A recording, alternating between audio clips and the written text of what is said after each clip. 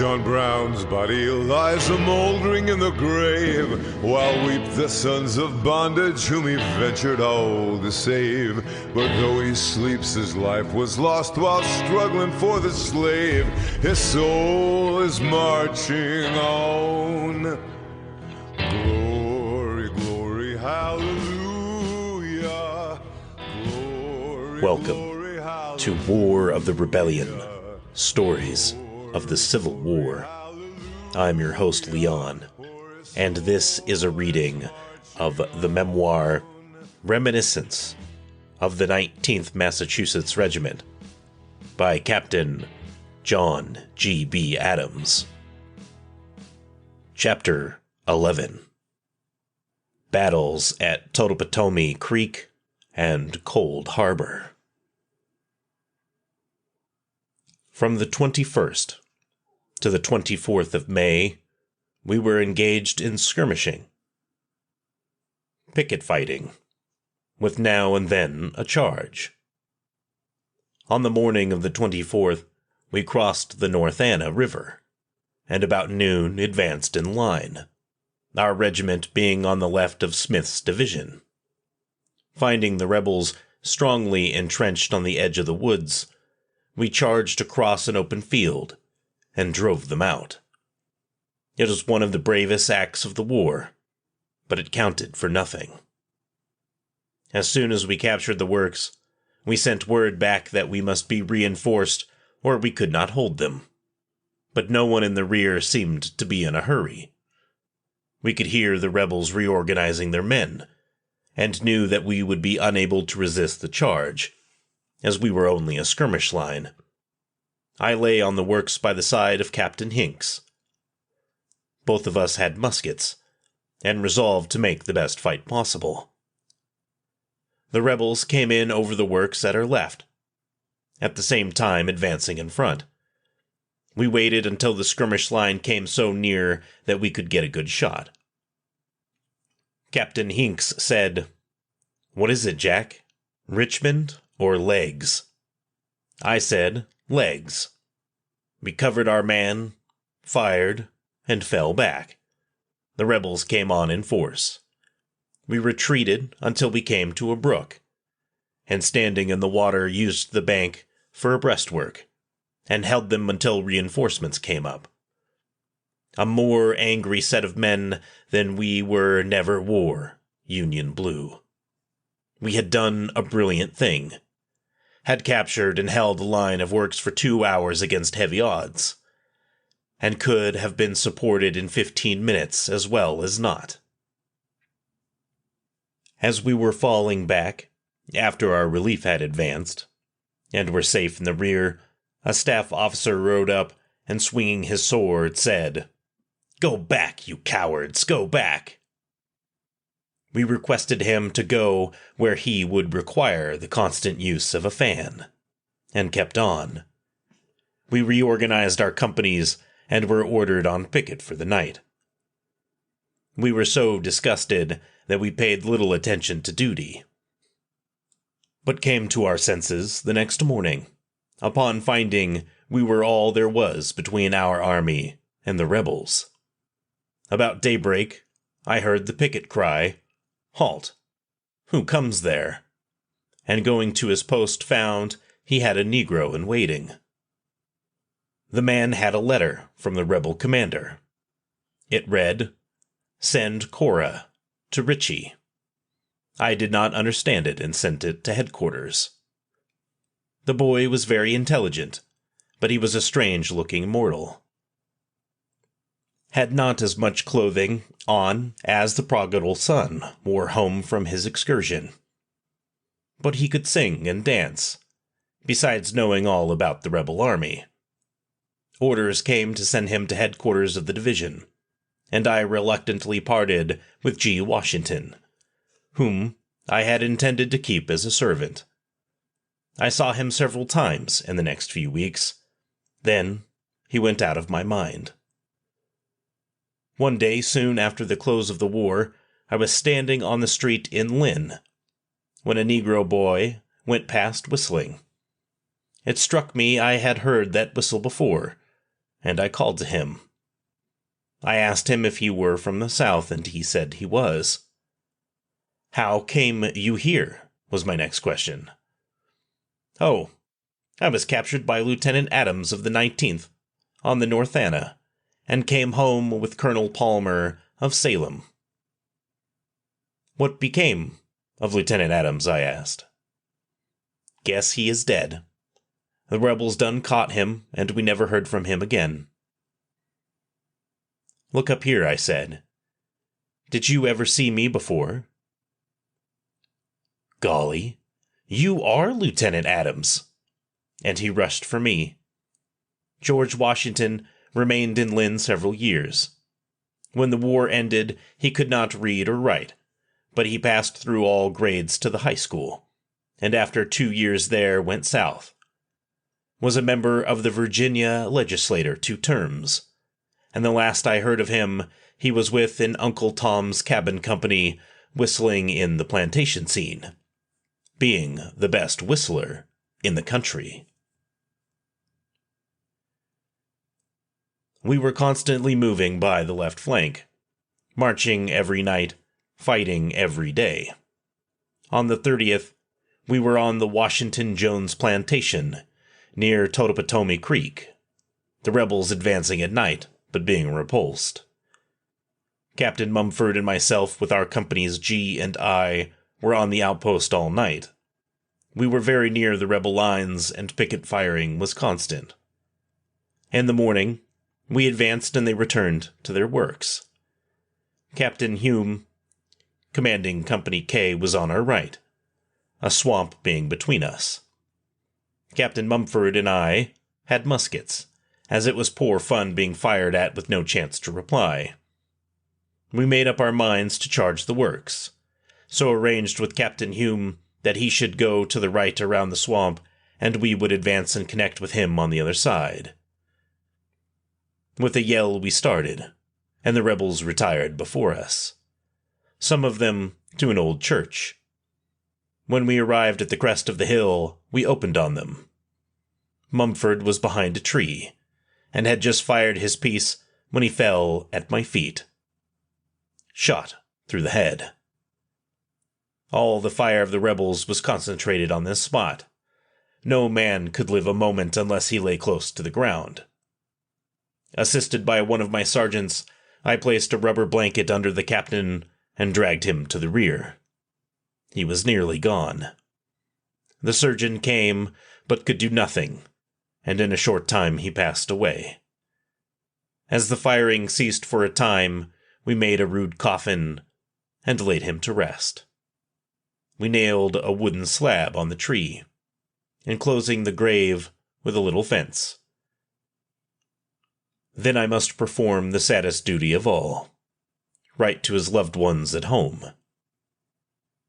Captain Mumford and I had been warm friends for more than 2 years, had shared the same blanket on the march, and while at home had been constantly together. He joined the regiment at Linfield, a young boy just out of school, had been promoted from second lieutenant to captain, and had shared every march and battle in which the regiment had been engaged. Kind-hearted, generous, and brave, I loved him as a brother. In December 1865, I went to the place where we laid him and brought the body to Providence, Rhode Island, where it now rests. By the left flank, we marched on, arriving at Cold Harbor on the morning of June 2nd. We were deployed as skirmishers and lay in line until 3 a.m. the 3rd. Then were ordered to advance in 3 lines of battle, charging the enemy, who were entrenched. We stood in line 3 hours, waiting for the order to advance. And when it came, the rebels were ready and waiting for us. Yet over the field we went. Men were mowed down by hundreds. Major Dunn, who now commanded the regiment, was struck by a bullet and fell, but rallied again. The colors of the regiment were shot down, but Mike Scannell picked them up and carried them forward. Mike always had an eye to business. When we halted, Major Dunn said, "Mike, keep the colors." "Not as a corporal," said Mike. "Too many corporals have been killed already carrying colors." "I make you a sergeant on the spot," said the major. "That is business," replied Mike. "I'll carry the colors." We changed brigade commanders several times that forenoon. First one colonel would fall, then another, until at last a lieutenant colonel commanded. We reached a ravine within a few yards of the rebel works and lay down. By forming line to the rear, the men lying flat on the ground, we were able, during the night, to get a few rails and before morning had quite a good breastwork. Lieutenant Thompson and many men were killed on the charge. After the death of Captain Mumford, I had slept with Lieutenant Thompson. Only 3 days, and another must share my blanket. Like other officers we had lost, Thompson was remarkable for his bravery, and had been promoted from the ranks for good conduct, and had distinguished himself in every battle of the campaign. We were in a peculiar position, so near the rebel works that we could throw a stone over, and no man on either side could show his head without getting a shot. Rations could not be brought to us until we dug a trench over the hill to the rear, which we did the second night. The second day, we were in this place we saw a pile of dirt in our front, on a little knoll, and once in a while a shot would be fired, followed by a yell. Mark Kimball, Gus Bridges, Frank Osborne, and Milt Ellsworth dug out and found Alonzo W. Bartlett of Andrews, Massachusetts, sharpshooter. Bart had come out after the body of the colonel of the 8th New York, who fell at the foot of the rebel works. He had managed to get a rope around the body, but the rebels made it so hot that he was forced to entrench, which he did with his dipper, and was fighting the war on his own hook. His face was cut, and bleeding from gravel stones which had struck him, but he had held his own, and having a good rifle with plenty of ammunition, thought he could hold out as long as they. For 4 days, the little fort kept up a constant musketry fire. Every man was a dead shot, and the result must have been fearful. The rebels were also doing much damage to our side. No man could stand erect without being shot, and we lost several as they crossed to the spring for water.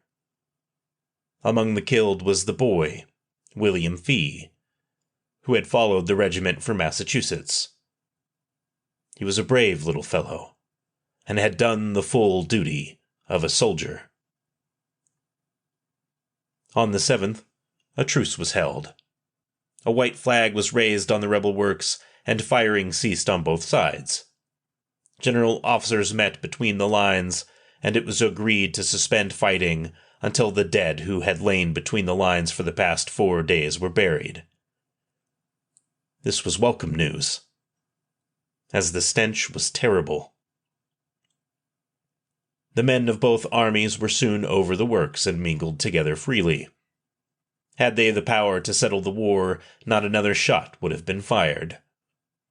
By mutual agreement, not a shot was fired by either side for the next 2 days. On the morning of the 9th, a rebel stood upon the works and in a loud voice said, "Keep down, Yanks. We uns are going away." And the firing was soon resumed as before. While bringing in the dead, we found one man wounded many times, but yet alive. He was first shot in the leg, and being unable to move had taken shots from both sides, had been without food or water 4 days. Yet he revived in a few hours and was able to talk. He had lost all trace of time, but said that he had suffered little, being unconscious most of the time. During the day, Bartlett took the body of the colonel to the rear, and was returning to his old place when a sharpshooter fired, hitting him over the eye, which placed him on the retired list for a time. From the 9th to the 12th, the firing was constant day and night. Men were killed every hour in the day. Captain Hinks was severely wounded while lying in the rear of the works. The duty was very hard. One half the men must be on guard during the night, and all in line at 3 a.m. The officer in charge was obliged to go from right to left, as the men would drop to sleep as soon as they were posted, being exhausted from long hours of duty. The mental strain was unspeakable. While at Cold Harbor, about 100 recruits joined the regiment. They were not brought to the front, but placed in the rear line with Lieutenant McGinnis in charge. At 9 p.m. on the 12th, we quietly moved out of the works and marched towards the Chickahominy. This was old ground to us. We had been here with McClellan in 1862. Lieutenant McGinnis had quite a time with his recruits. Not half of them could speak or understand the English language, and Bill taught them by the kindergarten method. Standing in front, he would say, "Look at me. Put on your bayonets. Put 'em on." He would go through the motions, they following. After a few days, his Army of All Nations was disbanded, the men being assigned to companies.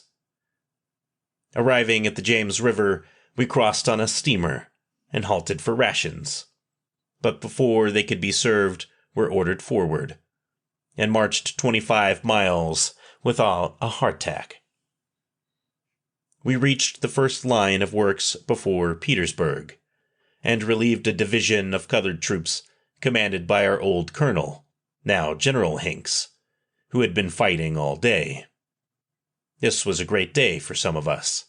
It had been said that the Negro would not fight, but here we found them dead on the field side by side with the rebels they had killed. The stock of the Negro as a soldier was high in the market. With no time for rations, we went into line and waited until nearly morning, when the detail brought us our hardtack and pork. Hard fighting every day since the Battle of the Wilderness had reduced our officers to major, adjutant, and 4 line officers, with the addition of First Sergeant Osborne of Company B, who had been promoted on the march. Our men had been reduced to 140, including the recruits who had joined us at Cold Harbor. The morning of June 22nd, we were ordered to advance through a thicket to the edge of an open field. We found the enemy in force, several batteries being so posted that they could protect the field, while the infantry was well cared for behind works. We threw up slight works, and both sides were active all day. Our regiment was so small that we were in single rank, and the formation was 2 companies instead of 10. Captain Hume commanding the right, and I the left wing. At noon, the officers withdrew a little to the rear for dinner, and in conversation Major Dunn said, "I fell asleep a little while ago, and had a queer dream. We were lying just as we are here, and the rebels came in our rear and captured the entire regiment." We laughed at his story, said we guessed we should not go to Richmond that way, and returned to our places in line. The firing in our front increased, the batteries doing good service for the rebels. About 4 p.m., we heard loud talking and cheering on our left, and the firing ceased. The woods were so thick we could not see through them, but knowing something was up, I went to the right of the line and reported to Major Dunn. Returning to my place, I met Billy Smith of Company F, who said, "Come with me. If you go farther, you are sure to be captured." While I was talking with Smith, Colonel Hooper passed us on the way to the rear. The colonel had been there, and escaped through the tunnel at Libby. He did not propose to go again. I told Smith to go on, but I must return to the company. I soon met 2 rebels who ordered me to surrender, but I declined. I saw my men standing up and the rebels as thick as mosquitoes. A major of a Georgia regiment demanding my sword. I presented it to him, omitting the presentation speech. With the rebels, I went to the right. Captain Hume was standing on the works to the left. I called to him, "They have us, Hume." Quick as a flash, he stamped his sword into the dirt, broke the scabbard against a tree, saying, "There is the second one the cusses haven't got." In less time than it takes to tell the story, we were driven to the rebel rear, and my story for a time will be my experiences in rebel prisons. Chapter 12. Experiences in rebel prisons. Next week. So, this notes section is going to be very, very short. I have a cold, kind of hurts to talk a little bit, so I just want to say a few things. This is one of the more intensely written episodes, which makes it very interesting. The whole part where he talks about Cold Harbor is chilling, as just thinking about their individual experiences that they saw through their own eyes while they were going through that battle. Wow. Just crazy to me. And you can't tell in the recording that I did, but I kept having to stop and think about what happened to all of these different men. So just the experiences that they went through, my goodness, is just crazy. So have another drink for our boys in blue. A few of them were named in this episode, and they certainly deserve it. I'm going to see you all in the next episode next week. Thank you for listening, and have a great weekend. Bye-bye.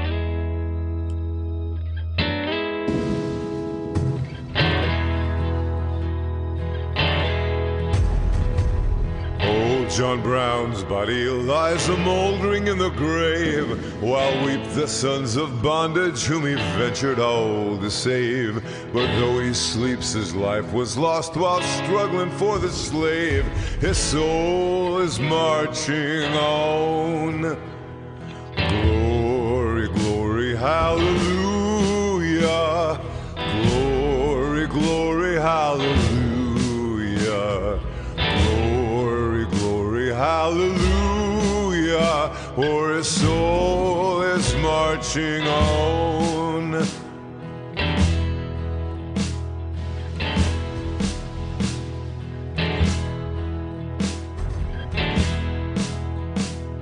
John Brown was a hero, undaunted, true and brave, and Kansas knew his valor when he fought her rights to save. And now, though the grass grows green above his grave, his soul is marching on. Glory, glory, hallelujah. Glory, glory, hallelujah. Hallelujah, for his soul is marching on.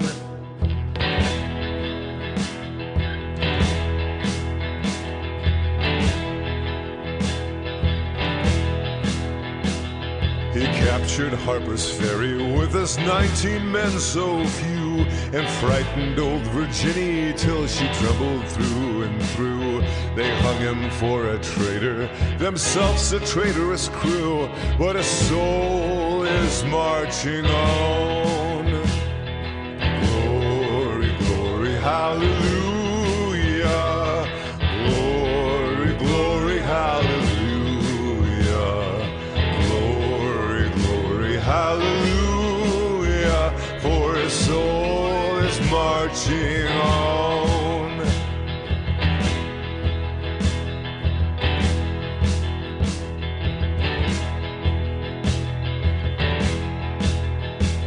John Brown was John the Baptist, of the Christ we are to see, Christ who of the bondman shall the liberator be. And soon throughout the sunny south the slaves shall all be free, for his soul is marching on. Glory, glory, hallelujah. Glory, glory, hallelujah. Glory, glory, hallelujah. For his soul is marching on.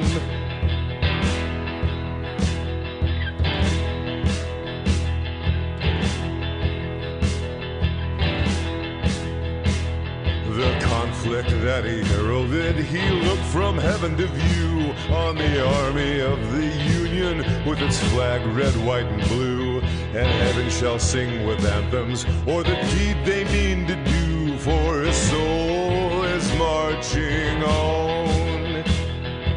Glory, glory, hallelujah. Glory, glory, hallelujah. Glory, glory, hallelujah. For his soul is marching on.